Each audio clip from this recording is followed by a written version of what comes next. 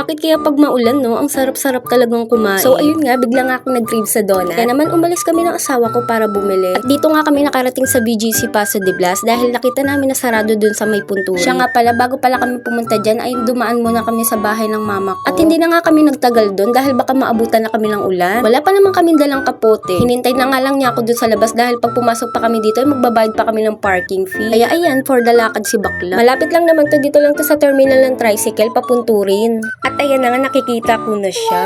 Ayan nga pala ang Happy House Donuts. Pasensya na nga kayo sa video ko kung magulo dahil nahihiya pa rin talaga ako. Pero ang pinili ko nga dyan, itong box of 6 for only 150 pesos. Assorted na siya. Ikaw na nga ang bahalang mamimili kung anong gusto mong flavor. Ayan, nakapagbayad na nga ako dyan. Inihintay ko na lang yung sukle. At pagkatapos nga nyan, umalis din ako agad dahil baka naiinip na yung naghihintay sa akin doon. Ayan, ganda-gandahan na naman nga si bakla. So, kinaganda mo na yung pa-braid mo ng buhok niya. So, ayun nga, malapit na ako doon sa kinaroroonan ng Diyosawa ko, kung saan siya naghihintay. Nakasakay na nga pala ako sa motor dyan. Hindi ko na lang pinakita kasi alam mo naman yung Diyosawa ko, ayaw talaga na nagpapabideo niyan. Ewan ko ba? Anyways, tuloy-tuloy lang naman ang biyahe namin dyan. Wala naman traffic. Super luwag naman ang kalsada. Siguro kung hindi umuulan at may pasok ang mga estudyante ngayon, ay naku bakla. Sobrang traffic talaga dito at alam yan ng mga dumadaan dito, di ba? Pero sa bagay, kahit naman umuulan, laging traffic pa rin talaga dito. At isa pa, pahirapan talaga sumakay sa terminal. Laging mahaba yung pila. Ayan, napapansin nyo ba? Medyo maaraw-araw na, no? Pero akala ko nga tuloy-tuloy na yung araw na yan.